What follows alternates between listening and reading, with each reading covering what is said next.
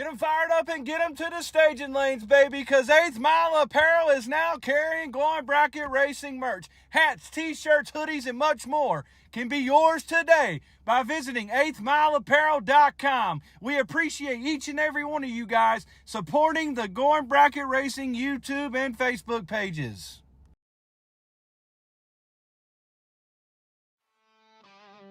Back road to the burnout. GBR rematch. We're rolling down the back road to the burnout box. Tailgate talking about the tree and the clocks. Going bracket racing, pop pumping loud on the dash. Where the country boys winch and the city boys clash. When that pre-stage flickers, everybody gets quiet. Hit the loud pedal hard, let the whole crowd riot. Yeah, we got mud on the tires, slicks in the trailer, VP in the jug, beer in the cooler. From the clap of the headers to the smell of that glue. GBR, tune in if you live in that dream. Casey on the mic, bringing heat like July. Breaking down the bracket game with the sharp eagle eye. George jump in, dropping takes like a hammer. Two-man crew shouting bracket racing grammar. Double O's hit us, green light split us. Top bulb kings and blow a car wizards. We're rolling down the back road to the burnout box. Tailgate talking about the tree and the clocks. Going bracket racing, pop pumping loud on the dash. Where the country boys wrench and the city boys clash. When that pre-stage flickers, everybody gets quiet. Hit the loud pedal hard, let the whole crowd riot. Yeah. I got the cooler in the bed and the grill on low. Shooting breeze, bout the stripe in the margin to go. From the big money races to your local track porch. Ain't nobody calling cleaner than Casey and George. Rubbing the throttle, playing old school tricks. The kind you only learn after thousands of hits. It's the GBR code from the farm to the town. Take it to the track and we'll all throw down. Fire suit swinging on a hook by the trees. Warm pit winds drifting soft in the breeze. If you know the feel of that Tuesday night air, then you know Casey and George, cause they're right there. I got the cooler in the bed and the grill on low. Shooting breeze, bout the stripe and the margin to go. From the big money races to your local track porch. Ain't nobody call it cleaner than Casey and George.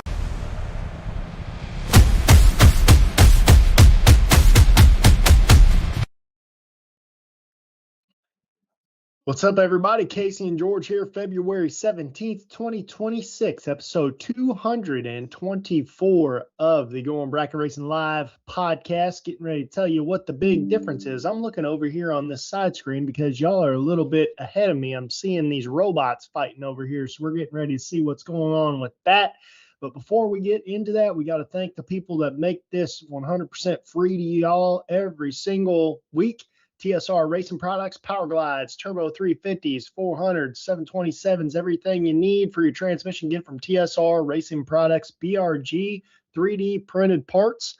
Anything you need, Brian Garrett will print that stuff up for you. You got one of them cardboard templates that you made up over the wintertime trying to figure out how to hold some stuff on your dash, figure out how to hold it up in your car. Put that in a box, mail it over there to Brian Garrett. Get yourself a real part that actually works for your race car.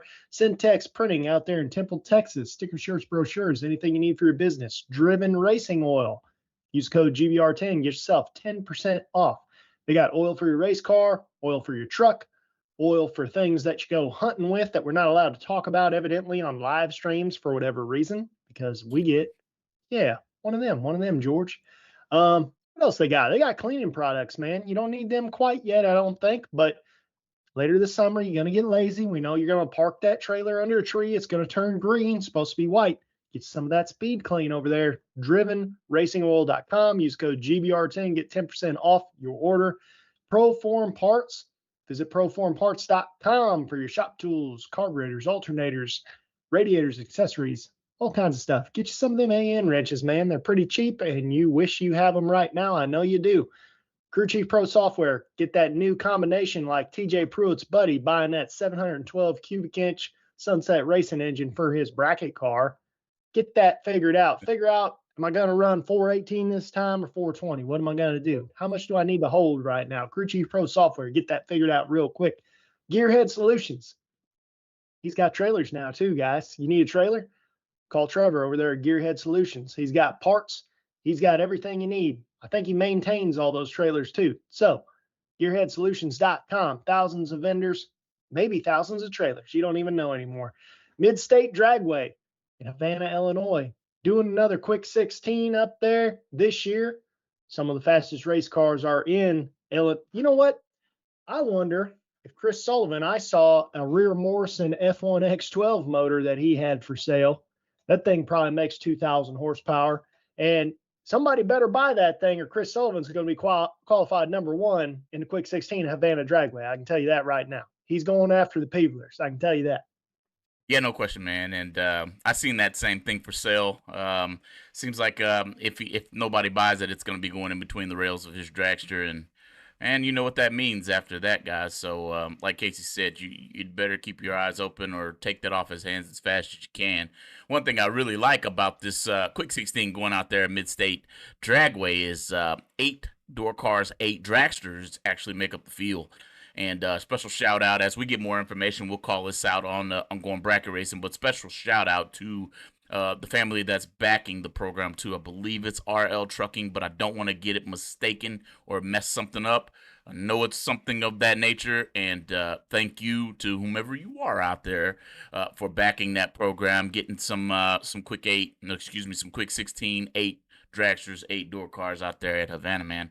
Ought to be pretty fun to watch. We'll get the schedule out to you as soon as we can. And while we're on the clerical subject there, Casey, let's talk about the Wasting Fuel Promotions Memorial Day Coal Rush 20s out there at Ellis 57 Drag Strip. We call it Benton, Casey, or I-57, whatever you want to call it. I call it home half the time, too. It's the place we grew up. May 22nd through the 24th. Going to be going on Friday for 5. On Saturday and Sunday, they're going to be going for 20. Junior Dragster is going to be getting some love. I believe there's a wheelie contest. I think there's a burnout contest. There's a lot of things happening at this event, as well as be able to catch it right here live on Going Bracket Racing. It will be live streamed by myself and the GBR wifey. May 22nd through 24th. Getting where you fit in. If you're listening to this channel, you know good and well that you're probably close to the area. It's either St. Louis or Carolina or Texas. We're kind of getting pretty large there, so we're a little all over the place. But get in where you fit in, and make sure you get entered into this race. It's got a cap on it, and it's 300 is what they're going to take. So you better be ready. Casey. Yeah, if you don't have a chance to go there yourself, you can watch it on Going Bracket Racing. Buddy. This channel right here, the one that you already tuned into. Yeah, for free. For free. Come on out. Join into the pits. You know we're gonna be talking some type of trash. Somebody's gonna take a Super Walmart or something out there to break it out by thou. Probably named Casey. Who knows? Yeah, well, that's always possible. I've been known to do that. I mean, I've been known to take a mile to be able to break out by 1,000. Ryan Gleghorn, Casey, we just talked about this. What are we doing? Yeah, that was my reference too, man. That was my reference. So, hey, I know you saw the title. I know if you watch our Facebook page, you got to see a post Casey made this morning. I'm blaming Casey because he did it. All right, for crying out loud. But you get to see a post out there for our topic of the day, which, you know, you've seen it, you've heard it, you've argued it, you've gave your opinions over and over again. Well, let's give it live right here on Going Bracket Racing. The difference any at all between index and bracket racing. Casey, I'm going to push the gavel straight to you, man. You can have it right off the bat. I'm coming in last on this one. First of all, I get to be right because I'm the only one that's ever done it in this conversation. So I've done it in Super Comp and I've done it in Mad Dog. Yep, I object. I consider it all the same personally. But there, you know, whether you think it's the same or not, I do find it to be a more exciting version of bracket racing, whether you want to call it bracket racing or not. Essentially, the definition of a bracket race is obviously being able to break out of your predetermined time, right? Like if your index is whatever it may be, let's say 550, your index is 550, you go 549, you broke out. If you broke out by more than your opponent, you lose. But there's a lot of aspects with this index stuff. Obviously, it's taken off. Obviously, we've all seen Little Gangsters. Everybody's been talking about that like crazy. Hopefully, you can't hear that because my dog's going nuts. My wife must have walked in the door just now. But anyways, sounds like she's tap dancing out there. It's ridiculous. But anyways, as far as index racing goes, I feel like it's a really good crossover for people. Like, everybody likes heads up racing. Everybody likes watching first to the finish line.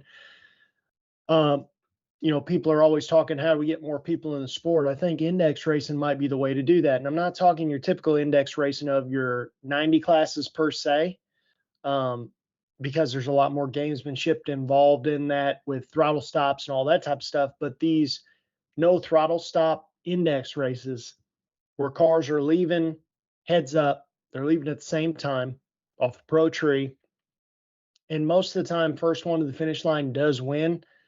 I just feel like that might be a very good jumping point or jump off point or whatever you want to call it to transition people into saying heads up cars are cool.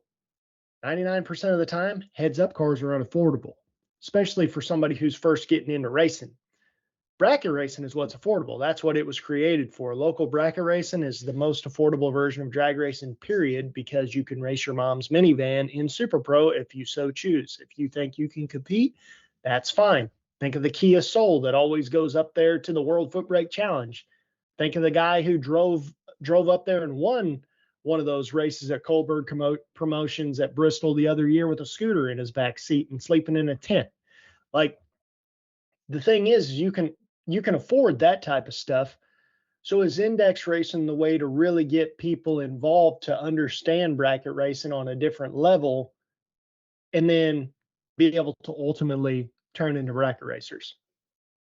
Yeah, I hear you. I hear you. I think that there's quite a bit that you unpack there, and I kind of want to go right back to the very beginning of this thing where you gave a definition of bracket racing and it being able to bust through your dial in and things of that nature. And I like that definition to an extent. I feel like that has evolved, maybe, if that was the definition of what bracket racing actually is, into a little bit more, a little bit broader of a definition. Personally, opinion wise, where's Nova Fan? This is my opinion, and you guys can take it or leave it. It's okay. Bracket racing to me starts at the Christmas tree, being a 5/10 sportsman tree as opposed to a pro tree. This is my number one. This is my first rebuttal to bracket racing being different than index. Just the tree itself, where somebody's getting a head start based on their ability to determine their breakout point and not something that is predetermined for them. Everybody on the track knows that you can't go faster than 5:30 in Little Gangsters, for instance, even though you can't see the timer, which I really do. Don't get me wrong, very exciting class, very exciting to watch, and a really good bridge to and technically over troubled waters, a bridge over troubled waters for the spectator side of bracket racing who don't quite understand what they're actually watching in the first place. Well, that Little Gangsters class, it'll allow you to put two and two together pretty quickly there. But I got to start at the Christmas tree, Casey, and I can keep going, but I'm going to give you a chance to rebut that too. The 5/10 tree on the sportsman side allows for a 450 dragster to run against a 780 door car, but doesn't necessarily allow either driver to know which one got the tree first, which is a huge advantage to me if you're running heads up. I'll let you take off with that if you can remember any of what I said there. Yeah, I would agree with that for sure. Just the simple fact of if you can really pay attention, you can really see if you got real good peripheral vision and you got a real good sense of what's going on. There's plenty of guys that know who was ahead whenever you're leaving heads up, obviously.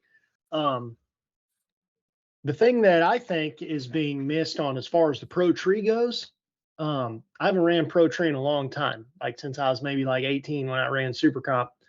And when I run my 450 car, when you let go of the button and that thing takes off and you're going to go, depending on what type of car you got, you're going to go between one flat and 103 60 foot probably if you're going to run 450 in a door car. That's something, man. When you let go of that button the first time, as soon as both lights come on, you mat it and you let go of the button. Whenever you let go and you got one hand off the wheel and it's going, that's a lot. That's a pretty wild feeling to just when you're used to full tree racing and you let go and that thing just takes off. You got the wheels up for about 100 feet or so. So that's another aspect of that whole deal. But I do agree with that as far as when you're heads up racing and you look over, if you really know what's going on, there's a lot of people that'll say that they can see that. You can and you can't. Like, it's got to be reasonable. Like, if somebody's 10 and somebody's 20, you can see that. I mean, we can see that on TV. Whenever you stream races on GBR Media, we can see that. Interesting comment over here by Tom Worthington, which is a side note. Time throttle stops, and I don't know what time throttle stops is what kills it for spectators. I agree with that. I kind of think that the time throttle stop action is kind of what makes it boring, and I think that's why Little Gangsters is kind of taking off more, is because it's no throttle stops allowed. Same way with Mad Dog. Mad Dog's no throttle stops allowed. So when you're running heads up, you're running heads up the whole way. And there are plenty of ways that you can slow a car down that doesn't use a timed throttle stop. But what we were talking about, this might be a good point to, or a good time to talk about this. Before we went live here, I said to you, all these guys are trying to go so fast. They're all trying to go 190 mile an hour in super comp cars. They got to be on the stop forever, blah, blah, blah. I've never understood why some of these super comp guys don't build a dragster to go, say, in the best air possible. Let's say we're Division III guys. You're going for Division III championships. You're not going to go run at Las Vegas. You're not going to go run at Bristol. You're going to run just in Division III or whatever, which is all relatively the same sea level. Same for Division II for the most part. Again, excluding Bristol and stuff like that. Well, why wouldn't you just build a dragster that the balls out fast as it can go is 875, and then you can just slow it down with the throttle not opening all the way, with just the normal screws on your carburetor. Everybody adjusts, make sure the throttle opens all the way, or the stop for the pedal or whatever. So maybe the throttle only opens 95% of the way. Because I can tell you right now, one of the best cars I ever had was actually not one of the nicest cars I ever had, but one of the best cars I ever had was my white Firebird with 468 in it. I could unload that car, and in the absolute best air it'd ever have, go 552. Absolute worst air, 115 degrees outside, you go 554. So why wouldn't that be the ideal scenario where you can go down there and you can legitimately go down there and whomp it a few times and figure out how to get back to 890? Why don't more people do that now? I mean, that's a great question, and then, we're talking a different style of index, being the 890 side of it, more NHRA. I'm not sure what IHRA is going to be, if it's going to be to the half track and be 610, I think is the number, or if it's going to be to the eighth mile. 570. 570 and then 610 for 990, right? I think so. I'm not sure on that, but I feel like it might be 610 or 630, something like that. I can't remember. Something like that, right? So, and honestly, Casey, I really don't know the answer to that question. One question I got here out of George Marks, though, I'm going to bring it up because it kind of speaks to my answer here, is delay boxes not allowed in index racing. DI Racing Bradenton end of the month says no box in the 650 class. So there's no box. So when we talk about no electronics, I feel like we do have to throw the air quotes when we say no electronics. Well, we all still have electronics in our car. We have a shifter, we have an MSD box, we have all kind of stuff in our car that allow it. So are we saying no delay boxes or no electronics? Because it brings me to my point with Supercomp. Those guys are allowed to have their delay box, Casey. And to your point, if you build a purpose-built dragster that runs 875, we are in the wonderful world of the grid system. And I just so happen to believe that a car that runs 875 that is controlled by the grid, either by way of killing timing going down the track, whatever the case may be, it really reminds me of a really, really consistent race car for the bracket side of things. Dispute it, Casey. Maybe you have a little bit more of a technical insight, But wouldn't the grid really, really make that car, even beyond having to use maybe a throttle blade setup or a halfway open, three quarters, a little bit under halfway, full throttle, whatever the case? Uh, wouldn't that grid system put that car in a really unbeatable position? Wouldn't you think? Well, I wouldn't say unbeatable, but it would be better off than doing what I was saying because I didn't think about that because you can kill timing for a predetermined amount of time, which kills horsepower, and you just figure out a ratio in between that, which is that's what I do for Mad Dog stuff. Obviously, you just manipulate timing throughout the run.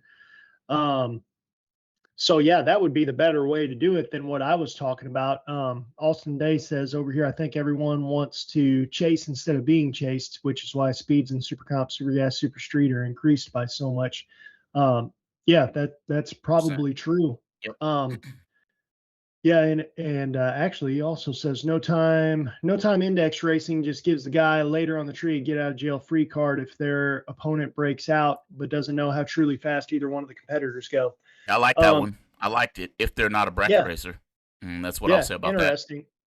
The I think it's funny though that one of the main rules is no delay boxes in a lot of these things because I can tell you right now there's maybe Peter Biondo, somebody who needs to have 1200 in his box in a dragster, like that's the only person that's going to be able to break out or to be able to red light, I should say, on a pro tree with a 530 car. It's just not going to happen, man. It's not because most of those cars, they're a back half style car. Like a lot of them are full chassis cars, but they're got to be stock dimensions. So most of them are like a back half car that's kind of halfway in, halfway out.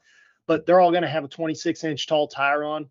Ain't nobody going in a 530 car that's going to not be able to have a timed throttle stop and be able to red light on a 400 Pro tree. It's not happening. So that doesn't matter. That delay box thing, that makes no difference. Yeah, and to your point, man, it almost be like watching Street Outlaws and maybe one of your boys trying to guess the light. That's almost the only chance you got at going red at 4/10 Pro tree. You just got to either flinch or just try to guess it and nail it. That's the only way I see that happening. But well, with that big of a tire and that slow of a car, it's just not going to happen. Yeah. Here's another one out of Chris and Amanda Van Landingham, I think. It says adjust a flow vacuum secondary carburetor. You know what that means, Casey? Because I'm a little lost. But I think he's saying that's some old school talk. Yeah. But that's possible too. I mean, there's a lot involved with that, though. Hey, there's Ken Jones in the house. What's up, Ken Jones? Not much over here, man. He'll tell you how to do that. Yeah, but back to the conversation at hand, I think, Casey, and the differences. Hold on. Side note. Side note. Pink needs to give Zach a talking to. He was saying, I can't even remember what he said anymore. I'm just kidding now. But Zach's talking about something about going slow, and I was thinking in my head, I said his dad wouldn't be very proud of him about saying he's okay with going slow. Nah. So back to the chess, not checkers, because which one is which? Is bracket racing, and this is all opinion based, guys. All of it, in my opinion, bracket racing is harder. Period. I don't know another way to say it except for just straight up. This is what I feel. That also makes it different. It can't be the same as one is harder than the other. Fight me, Casey. Come on now. Let's debate. I mean, I don't know, man. I think they both have their same intricacies.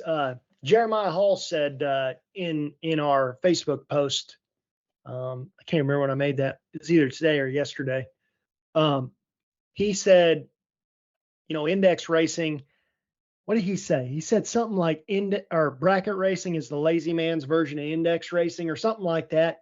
And basically what he was saying was you have to make the car run the index because somebody said, George, this is your dial in. You're going to run 585 today. And you're going to say, okay, you got to figure out how to run 585. Well, are you smart enough to do that? Do you know what you need to do that? It's just one more aspect. Whereas if George was capable of running 582 that day, George just puts 582 on the window or 584 or whatever. The fact is you can do whatever you want. You can't do whatever you want when you're index racing. So it adds one more aspect in. And on the other hand, with bracket racing, on one hand, it's easier because you can just say, well, I can run 582. I'm going to run 582. Your opponent can do that too now. So now it's easier for him as well. So which makes it harder for you, So it's everybody being allowed to do whatever they want can also be considered more difficult, even though on one aspect it's easier, on the other aspect it's harder because they can make it easier on them. You want to make it harder on everybody. All I heard was variable change, and bracket racing allows more variable change than index racing. Not necessarily. Unless you're just holding a butt load, right? Let me tell you this. There's the aspect of index racing that says, especially little gangsters. Again, I love this class, little gangsters. Most of these cars are going to be set up to run faster than 530. Unless there's some purpose-built cars out there that are just set up to go 530 on the dot every single time, which is more than possible, right? There's a lot of variable that I also think makes bracket racing different from index. This isn't a which one's better than the other. If it comes out that way, hey, my apologies. I like them both. I would race both, especially that little gangsters class or that 580 index if I could get to it. Mo ain't quite to the 580 number yet, though, right? A lot of variables in bracket racing, Casey. Yeah, the thing that I like about the index stuff more than anything is just the fact that, for example, in the middle of the day, it's summer, right? You're going to run faster at the beginning of the day. You're going to run slower at 12 o'clock, 2 o'clock, whatever. You're going to run faster at 7 o'clock, right? Well, that index stays the same no matter what. So you either got to go down there and whomp it. You got to go down. You got to figure out how to kill timing, add timing, whatever you need to do to make it run the number. And in June, say you're an NA car. In June, maybe you can only go 452, and then you can go 448 though in March. So there's just so many different things involved that whenever that number is fixed, that you have to just make stuff work around. It's another aspect. I mean, ultimately you're doing the same thing, worst breakout loses and stuff like that. I was actually told by a very well-known, I'm not going to shout him out because I don't want to do that to him, but I was told by a very well-known and very good bracket racer, big money bracket racer. And he said the whole goal is for him to keep the dial-in board looking the same every time. And he'll go XET at, say, whatever, say 100 mile an hour. And then he'll go the same ET at 120 mile an hour. And then he'll go the same ET at 110 mile an hour. So nobody ever knows what he's doing based on what his dial-in is on his board. So essentially, and obviously those are just like, that isn't possible, but I'm just saying, these are just relative numbers, make it easy. But is he not index racing in a bracket race at that point? Because his dial board isn't changing. He's just driving it differently. Like sometimes he's spraying at the stripe. Sometimes he's ripping in the middle and spraying it from there on. Sometimes he's just running it all out. But he's running that ET all the time. And I found that really interesting as far as an aspect goes. Whenever you watch him race and you watch him win and you're like, wow, that's something that I've never thought about, because there's always the guy that's, oh, I can run 450 and I'm going to hold 2 numbers, or I'm going to hold 4 numbers, or somebody like Jeff Serra is going to hold 12 numbers or whatever. But the thing is, if Jeff Serra comes up here and he's dialed 465, he can go faster than 465 by a lot, and you're going to be able to look at his time slips and say, well, he went 465 at 132 mile an hour, But there, if you're dialed, say 465 every single run, and one run you run, 148, and another run you run 142, and another run you run 145, 465, you don't know what that guy's going to do. So it might be something that you want to try. But in a roundabout way, Casey, you're making my point for me, and I do appreciate that, because that's variable that has been changing. This is why I think it might be a true statement to say that bracket racing could very well be chess on 4 wheels. period. You've got the tree you got to worry about. You've got your planning of what you're going to do at the finish line. You've got to execute that. You got to use Crew Chief Pro to make sure your car is going to run a number in the first place because the weather didn't change. You thought you were holding 10, but you end up holding 5 because you spun through the middle of the track. There's a lot. Now, granted, some of these variables cross over, right? The same thing happens in index to some extent, right? So I just feel like, man, and again, all we're doing is making the differences in between bracket racing and index racing a little bit more visible, because I'm going to say, for me, it is not the same. It's not. No, I know I've never index raced before. I know that, right? But when I think of index racing, I am not talking about, number one, sportsmanship. You either let go on the top or you let go on the bottom. Whichever you choose, there's a variable. Pro tree, you either get a box or you don't. It's either 4/10 or it's 5/10. If it's 5/10, I hope you got a box, right? Because you will go red on a 5/10 pro tree. So those are my thoughts, man. And I feel like there are some at least visible differences in between the two. Guys, guess what? We are coming up on that time where we got to give our marketing partners a few moments of your time to let them tell you what they could offer you and your racing product, your car, your truck, whatever you got. Hang in there. We're going to come back with a little bit more right here on Going Bracket Racing. Like and share. Don't go anywhere.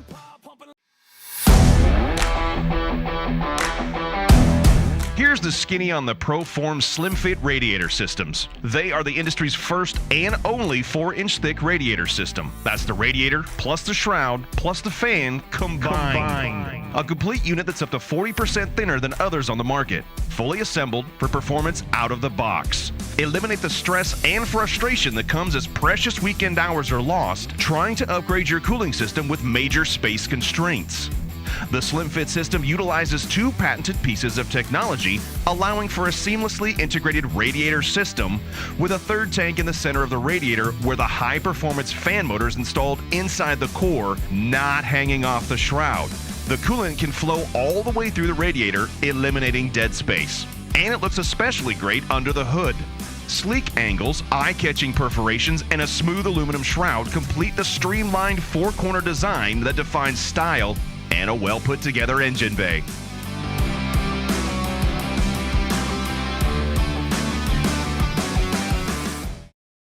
Get them fired up and get them to the staging lanes, baby, because 8th Mile Apparel is now carrying Glowing Bracket Racing merch. Hats, t-shirts, hoodies, and much more can be yours today by visiting 8thmileapparel.com. We appreciate each and every one of you guys supporting the Glowing Bracket Racing YouTube and Facebook pages.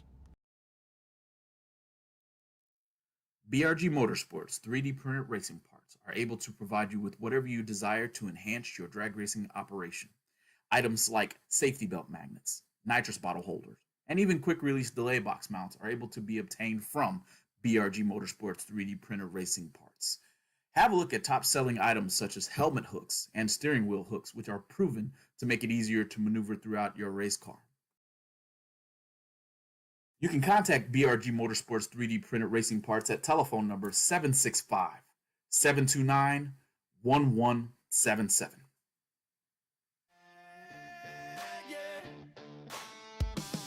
All right. Welcome back. Going Bracket Racing. Fans, followers, community. That's what I like to call you guys. You guys are a community of my friends and internet friends, whatever you want to call it, acquaintances. Thank you for always being here. To join in on these conversations with us. This one's more so a debate style, and I have to say that I think I'm winning right now. That's just me. I got to throw that out You there. can't win when you haven't done both. You can't win. Hey man, no, that's technicality. I object to technicality. No, you have no excuse right too. now. What? You have no excuse because your truck runs the index that they do the most index racing out there with. What you mean 6.0? I don't have no 6.0 index. Come on. What am I supposed to do? Slow down to 650? Just give it a little toot. Give it a toot? little toot of that nitrous. I don't have gas today. I got you. Hey, I can give it some nitrous and get to and maybe I'll get to the 580s this year anyway. So I'm looking for some good things to happen there. And if I do, I promise you I'll go index racing. I promise I will. Because you're right. There's a lot of index racing happening at that 580 number. So, but yeah, guys, as always, thanks for being with us here, Going Bracket Racing. Special shout out to all of our marketing partners. And shout out to you guys for heading over to them first. Syntex Printing, Ken Jones Performance, TSR Racing Products, Proform Parts, Crew Chief Pro, Driven Racing Oil, I said Proform, Mid-State, Dragway, BRG Motorsports, 3D printed parts, Team 14, Motorsports, 8th Mile Apparel, get you some of that GBR merch. The Gearhead Solutions will get whatever you need to the door, and I mean fast. So, take your pick, guys. Make sure as you shop and need things for your racing operations that you shop the ones who help out the Going Bracket Racing podcast and have for all these years. But Casey, we can continue with our conversation, or we could head over into some other news that we got earlier in the day. Which one do you want to do first? Because I think there's more meat on the bones, but I don't want to beat a dead horse either. Oh yeah, man. Well, here let's say what Quez has to say, because he hadn't been in here a while. Let's shout out old Dylan Champion in here. He better be doing his part over here, being a moderator with Barn.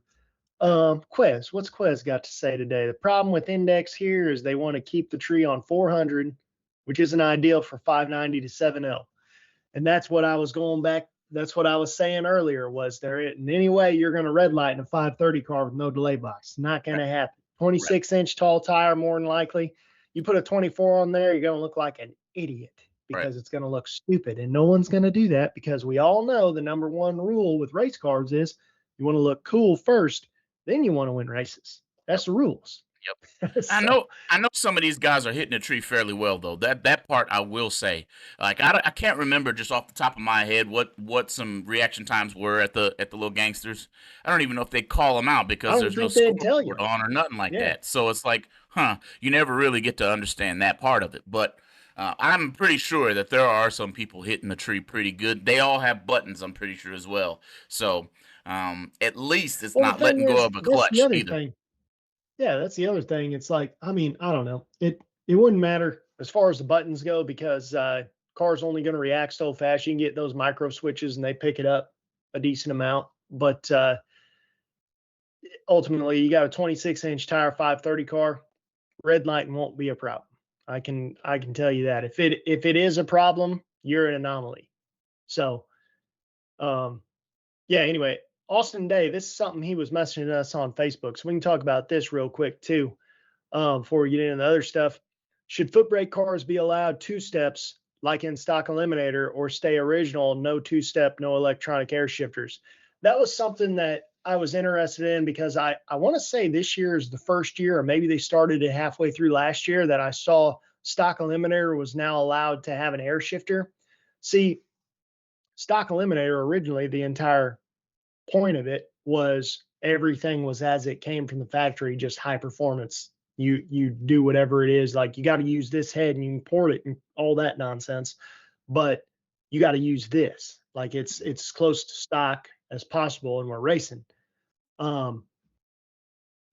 mean, I don't think that they should be allowed 2-steps. I always thought that was a super stock thing. I don't understand why they decided that was okay. I don't know a lot about those classes. Admittedly, I do think they're cool, because I think that those pit areas are like a car show the entire time. Whenever you're at the racetrack, because all of them are super nice, and they're almost required by the rules to be nice because of what they're required to have. Like they're required to have a dash, a center console, stock eliminator. You got to have the back seat, I think.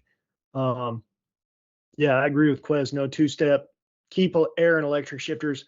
The only thing I will say, based on what Quez is saying, and this is what I think he's getting at, is ultimately these new cars, like the new Copos and stuff, they have so many additional advantages just because they have new technology in them. So if you have a $100,000 stock eliminator car, you have electric shifting because it came from the factory. I don't know if they come with the 2-step from the factory. Maybe that's the reason why they decided that was okay. Ultimately, if stuff came from the factory with that, you're allowed to use it. So you buy a brand new stock eliminator car from Chevrolet or Ford or whatever, and now all of a sudden you have all this stuff. So, but I did ask Dan Fletcher one time if that was an advantage, and he didn't think it was as great of an advantage as you seem. And he's the king of Superstock. So I Yep. don't know. I don't know. Yeah. Man, and to your point, especially nowadays, because I remember I told you, I had that little 2000 red Cavalier, Casey. Yeah. And man, I'm gonna tell you, I could stand on the brake and push it down far enough, and you'd hear and feel a little click, and then I would mac the throttle all the way to the floor. That's the Mm-hmm. RPMs would not come above 3K. It'd sit there. Well, that's a two-step, man. I don't care what nobody say. And everybody's, well, are you foot braking that car? Somewhat, yeah. I'm letting go of the brake, but I didn't have to worry about bringing anything up against the converter. Oh, Jason Phillips taught me that, man. I know I've said that a few times on this show, but man, that's what I love about bracket racing. Go find you old 2000 Cavalier, the four banger, and hold that brake all the way down to the ground until you hear it click, and mat that throttle and let go of that joker on the third yellow, and watch what happened after that. You'll Yep. be on the tree. It's and They're presumably doing that it would be way better something. now. Yeah, and I would think that would be something that with some sort of tuner you would be able to manipulate that. So say you were slow on the tree, maybe you could turn that up to 3200.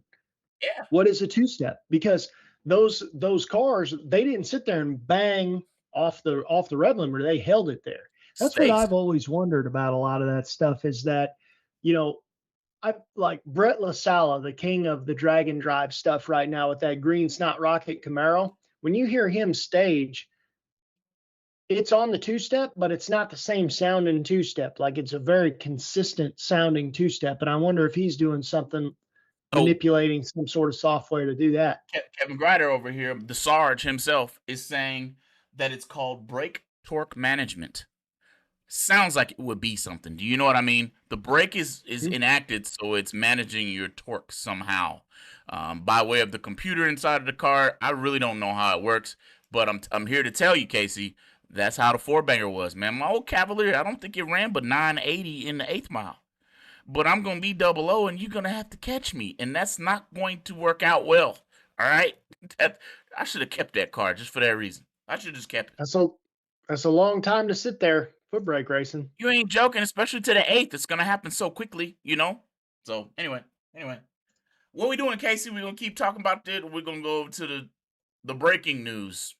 We can go to the breaking news if you want. Yes, I know we done talked about it a few times over here, Casey. So it's really not breaking news to me. It really ain't. Saw the writing on the wall. I want to say several months back, at least 3 months back, Casey. VMP now owned by that Durana man. I'm gonna call him Durana man. That's my guy right there. You don't know it yet, but that's my guy. Durana man, IHRA owns VMP. Casey, that's pretty close to where you are, man. Give me some of the kind of the feelings in the area, man. What are you hearing? Is it all positive, which I hope? I really don't know. What are you hearing? A lot of 50-50. I mean, I think honestly, I think the main thing is a lot of people really liked Crossno running the place. Did a great job. One of the best track preppers in this area. Um, the one thing that I will say is I do know for a fact that VMP Triple Threat will still go on. Not, I guess it's not VMP Triple Threat now, it's PDRA Triple Threat. So Tommy Franklin and Tyler Crossno are still going to run that. That was, I think, what, to be honest with you, outside of the local racing side of things, the local bracket racing side of things, I think that was one of the major things people were worried about was because in this area on the East Coast, VMP Triple Threat is a big, big deal. One of the first points programs, and everybody who watches this show knows that I am a major fan of the way that the point system works for VMP Triple Threat. Everybody also knows that I'm a very big fan of all these races that have multiple events, should have a points program. It's easier for VMP because it's all at one track all the time. Now, a question I do have, because I don't know if the schedule has been put out for Triple Threat, because they have 4 races a year, I believe. I think 3 of them are the normal triple threats, and then one is Megabucks version of triple threat that pays 75 grand to win on the big day. I wonder if it's going to be likely that VMP triple threat, and I keep saying that because that's what it's always been, but PDRA triple threat, it's the first year this happened, so sorry. I wonder if it will become a touring series now. Will it be at VMP one time, and then at Galat one time, and then Darlington one time? Because they got to pay to rent the track now. They don't own the track anymore. So will it go from VMP, then Galat, then Darlington, and then Rockingham maybe? Because that would be awesome. Because it's a little touring series in the same general vicinity. I don't know if that's something that Tyler's thought about. I mean, I would be surprised if it wasn't. If they got to rent the track anyway, it's still in the same area, and it kind of makes it where you're never catering to a local environment. Now, the local environment is also what made it successful. So is that a good idea? Maybe not. But I do know a lot of people, it's not that much further for a lot of people who are the primary customers of that event to do that. Might be cool, man. It might be a cool thing. Yeah, man, I think that's definitely a good call out. Definitely a good point. I'm gonna juice the volume just a little bit. I'm getting a few texts that maybe they can't hear us as good as they normally can. So I juiced the volume a little bit. Hopefully that helps, Pat. But yeah, I'm gonna take JP's comment too, and because I feel like it's probably the most important. JP Miller chiming in on the Facebook side here. Thanks for what you do for the sport, JP, and being one of those mad dog racers too. I get a chance to watch JP go live, Casey, and if you're still in, of course, I get to check you out on a pass that I don't readily get to watch if you're running Mad Dog. So, but make sure you guys support VMP. It's a racetrack. It's where racers get to do what we love to do in the first place, and we definitely want to keep a track like VMP, any track for that matter. As I go back a little bit, keep them places open. Keep a place where we could go and get down. I feel like Tyler and Brian out of TB Promotions even come out there to VMP to put something on. So keep supporting them either way you look at it. But Casey, to your point and about making a traveling series, it's not something that I really don't know of one that isn't big money bracket racing. To the left, kind of to your point, to the triple threat. Only one of them is fairly large, if I'm not wrong. So a lot of people can actually enter into the triple threat race and maybe not be so much out of pocket. Tell me if I'm wrong there, but that would be awesome to take it from place to place. Then you can crown crown a North Carolina or South Carolina, however you want to call it, Southern Board Championship or something. I don't know. Yeah, it could almost be like a King of the East Coast deal or whatever if you went between 4 tracks or whatever, because that's the cool part about triple threat. It is pretty affordable. They pay good round money. They're a small version of triple threat. I want to say they still pay like $25,000. It might be like a 10 and a 25 and a 10, and their big race might be like 25, 75, 25. I can't remember. But I've legitimately never heard a bad thing about triple threat. It's always been great coverage when we can see it. That's one thing I would like to change about it, is that there was one year I feel like it might have been on Motor Mania, and then it ended up being on Flow, and a lot of people couldn't see it. And I really don't think Flow is a bracket racing type watching environment. I'd like to see GBR Media or Motor Mania, something that is accessible to normal people for free to be able to view this race, because it is a great event. And like I said, literally the most exciting points program that I've ever seen was when Stevie Dustin came from like 26th place, and Ryan's up here announcing and running all the numbers and saying, man, he could do this because Corey Galletti if it was a normal points program, Corey would have ran away with it, but Corey had to buy back that day. And it ended up being where Corey was getting half points per round because he had to buy back, and Stevie was getting all the points every single round. So he's creeping up, and ends up winning. And Corey gets second by like 3 points or 5 points or something crazy, all because he had to buy back. I mean, Corey stayed in a long time too. He might have been, I don't know if he was in the finals with Stevie or not. I don't know if that determined it or the semis determined it. I know it was very late, but that's the type of thing that makes triple threat. See, I almost said it there again. PDRA triple threat. Right. Cool. I mean, and I just feel like that needs to be able to be seen by your average guy, and your average guy doesn't have flow, is what it is. So is it now going to be streamed on Flow? Is that what you're reporting? Because I feel like Motor Mania I don't had know. it last year. It was at one point, is what I'm saying. I think at one point, I'm pretty sure it was maybe a couple of years ago. I don't know who had it last year, but either Motor Mania or something like that. That's the place you need to have it. You need to have it somewhere where it's free to be viewed on YouTube. Pretty much all of bracket racing really needs to be free to be viewed on YouTube, because it's the sport where the reason you're bracket racing a lot of times because you can't afford a heads up race. You can't afford a heads up race. You're not really gonna buy these extra subscriptions to watch these races, but you will watch it for free on YouTube, and people will watch it all day. And then if you're a marketing partner for the race or the person who's putting it on or whatever, your logo's visible through all that to all these thousands and thousands of people all the time. So I feel like it's more valuable, honestly, to support a free channel than it is a paid subscription, because you're going to reach more people because anyone can get to it whenever they want. Yeah, I'm of course being a kind of operator of a live streaming company myself.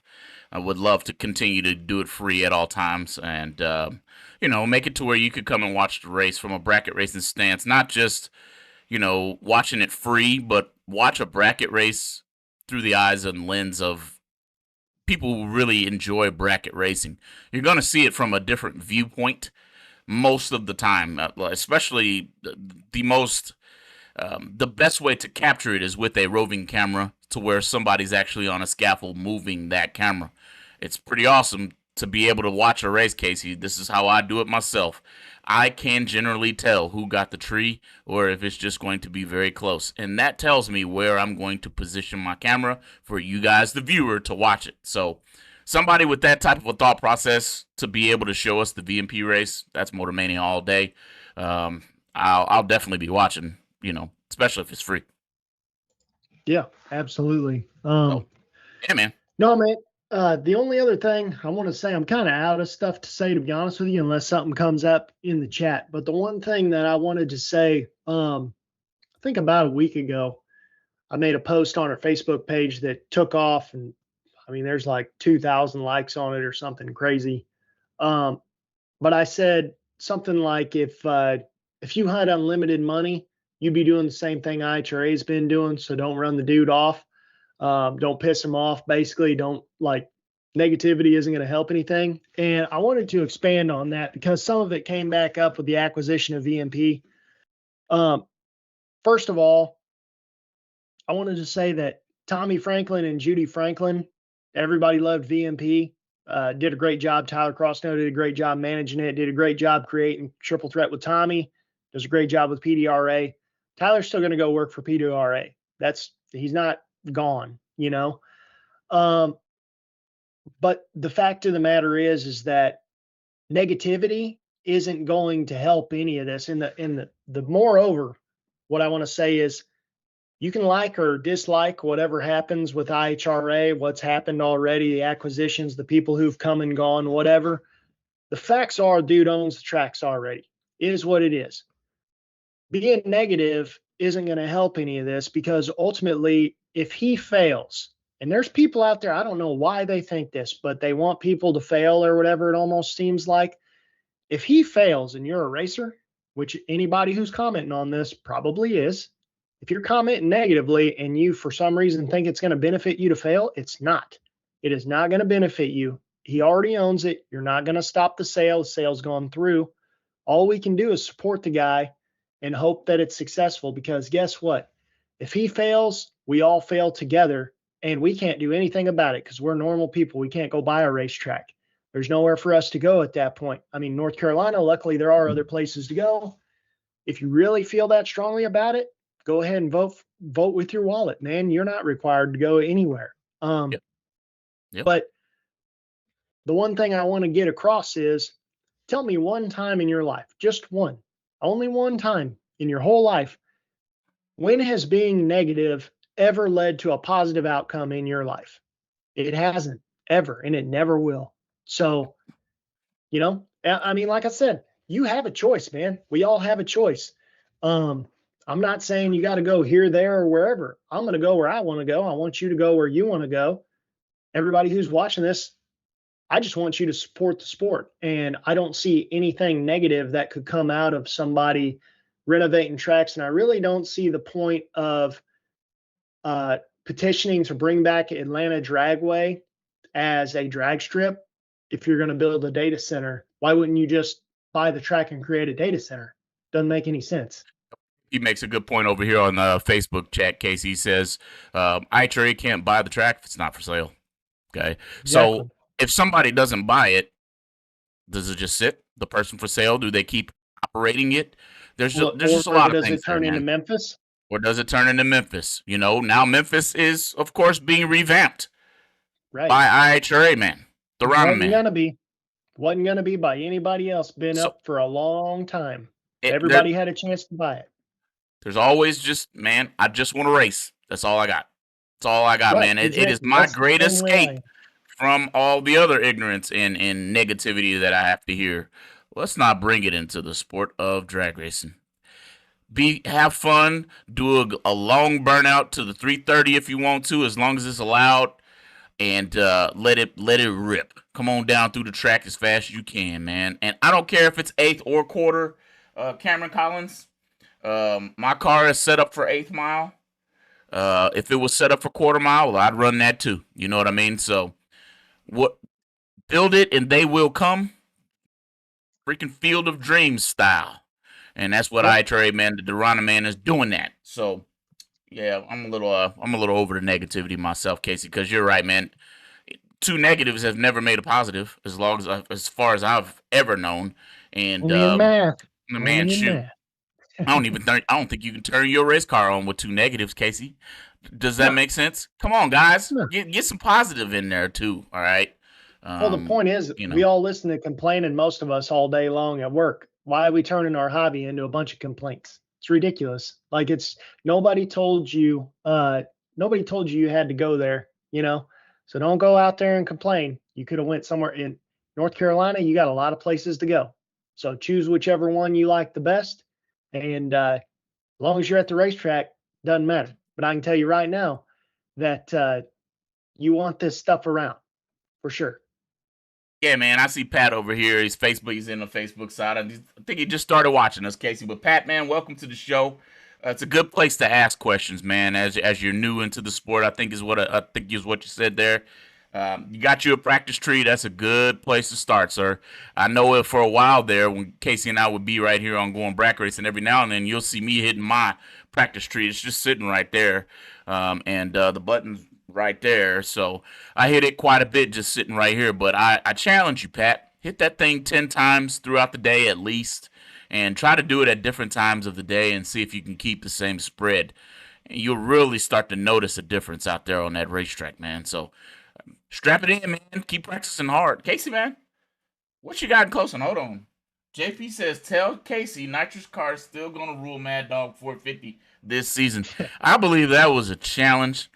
Tell JP because Jay Kirk decided he wasn't going to switch to Pro Charger. The beautiful part is I don't got to tell him. He hurt you. I'll let him comment, but he hurt you. He's probably yelling at the TV right now. He'll be texting me any minute. Watch. Yeah, man, it's a real good point out of Jim Davis. Hey, man, I'm glad you said that too, Jim. He says once everybody gets to the track, how many people do you hear complaining? Seems more like a keyboard warriors than a complaint. That is a fact. And 90% of these guys complaining, they don't got no race car in the first place. You know what I mean? So it's like, all right. All of us show up to a racetrack and the woes of the world get left at home on our TVs that we're not even watching. Dude. You know what I mean? That going off that comment, there was a guy in the YouTube chat that said something about IHRA is just a bunch of idiots trying to crash $200,000 cars on small tires. And I was like, Well, there's only one small tire class, and it's brand new and hasn't even ran yet. So this guy doesn't have any clue what he's talking about. But that's what most of those comments are, guys. That's why you always got to remember, if you're ever in the social media world, ultimately, every poor comment you get, don't forget that subscriber count. That's actually all the people who like what you're saying. They're Yeah, not going to buddy. usually say, yeah, good job, guys. Good job. Like, Hey, consider this too, Casey, because in your post you said if you had kind of the amount of money or the ability to be financially free to the extent of a Duran or a Michael Jordan, because this is where I'm going next, you'd be doing the same thing. Everybody just yeah. watched Michael Jordan, his team, win the Daytona 500. Okay, what tie does Michael Jordan have to NASCAR? He hasn't really ever raced the NASCAR that I'm aware of. He may have made some hot laps, right? But what I do know is Jordan has a need for speed because I watch him go on two wheels at least Yeah. 170 mile an hour on a motorcycle going down the track. So what somebody could have in common with a motorsport is simply the fact that they could potentially It's like to cool. go fast, and it is, Fast cars are cool. come on, man. Yeah. So get in where you fit in.